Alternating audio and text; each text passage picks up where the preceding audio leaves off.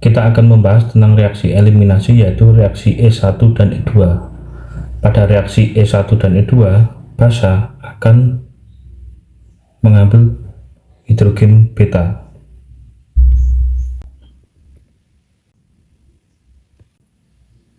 Hidrogen beta adalah hidrogen yang terikat pada atom C beta. Atom C beta itu bersebelahan dengan atom C alfa. Atom C alfa atau karbon alfa dalam kimia organik merujuk pada karbon pertama yang melekat pada sebuah gugus fungsi, sehingga nanti akan terbentuk ikatan rangkap dan gugus pergi akan lepas.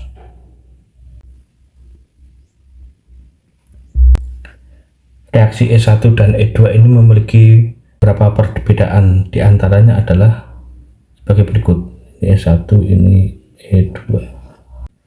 Jika ditinjau substratnya atau alkyl halidanya,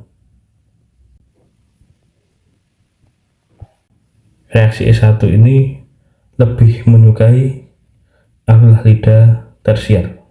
Alkyl halida sekunder juga bisa digunakan untuk reaksi E1, tetapi lebih disukai alkyl halida tersier karena nanti pada reaksi E1 ini melibatkan pembentukan karbokation, dan karbokation yang paling stabil adalah karbokation tersier. Sedangkan untuk reaksi E2, alkyl halida tersier juga lebih disukai dibandingkan alkyl halida sekunder, dan alkyl halida primer itu dapat menjalani reaksi E2.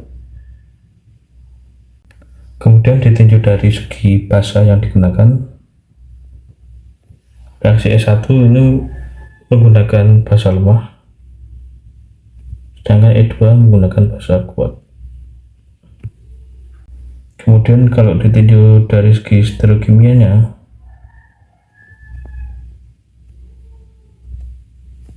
pada reaksi E1 ini tidak ada orientasi khusus yang dimiliki molekul dalam ruang, jadi ini tidak ada. Sedangkan untuk reaksi E2 ini gugus yang keluar harus anti-periplanar terhadap hidrogen yang dihilangkan pada atom karbon yang berdekatan. Jadi ini anti-periplanar.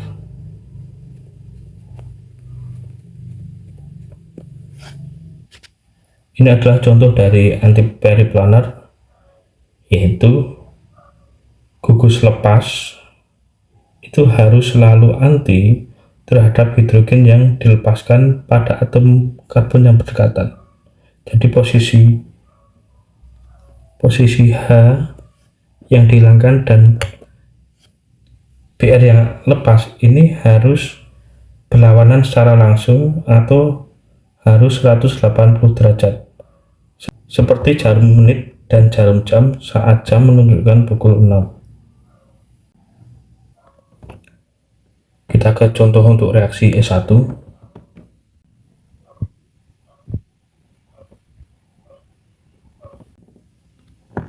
Kita menggunakan alkyl halida tersier, yaitu tersier butyl bromida,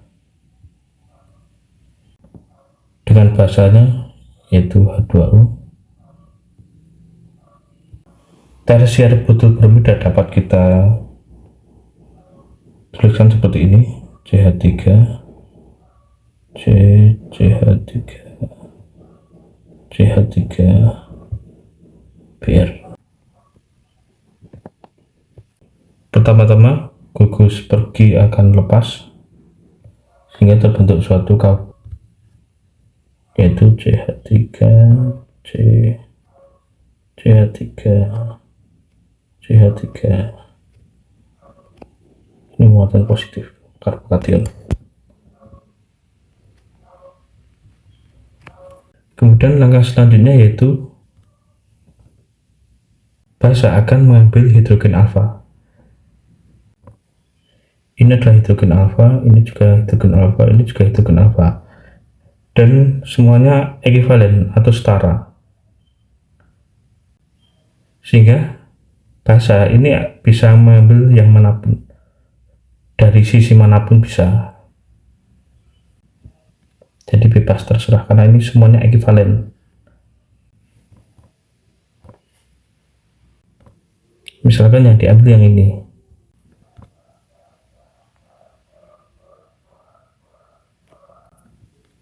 Sehingga hidrogen ini akan lepas dan terbentuk ikatan rangkap.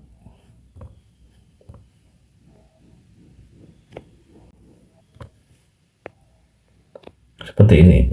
CH3 CH3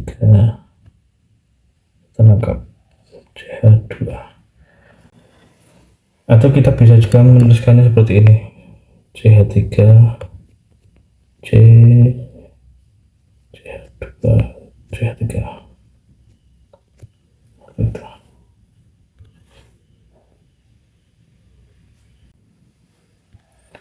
Selanjutnya yaitu reaksi E2.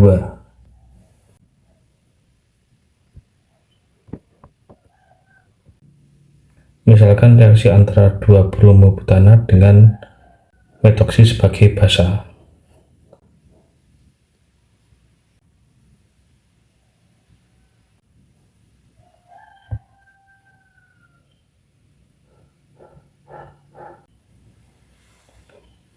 Untuk dua bromobutana kita bisa menggambarkannya seperti ini. CH3 CH Br CH2 dan CH3.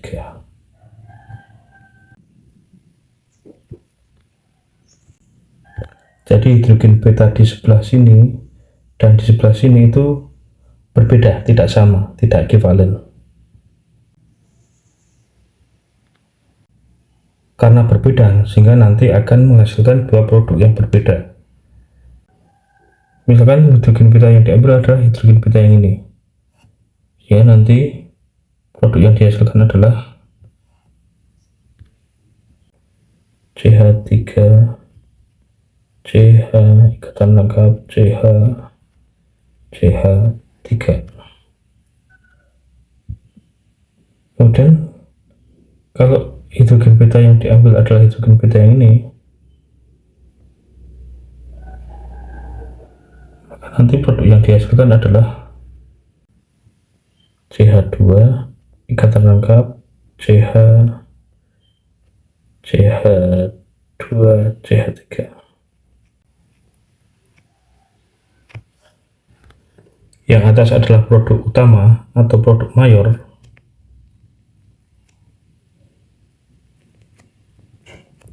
sedangkan yang bawah ini adalah produk minor. Mengapa produk yang atas itu mayor sedangkan produk yang bawah minor? Hal ini berkaitan dengan kestabilan dari alkena yang dihasilkan. Jadi alkena yang lebih tersubstitusi itu adalah alkena yang lebih stabil. Kalau kita gambarkan yang atas seperti ini,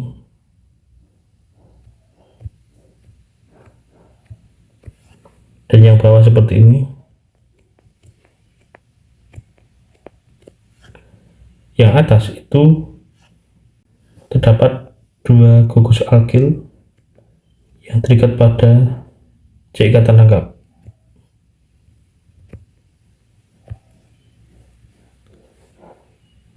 Ini dan ini.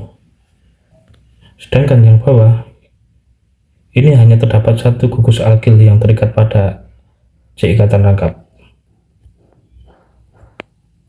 yaitu gugus CH2CH3. Jadi alkena yang lebih stabil adalah alkena yang lebih tersubstitusi. Yang atas disebut juga dengan produk Zaitsev, sedangkan yang bawah adalah produk Hofmann.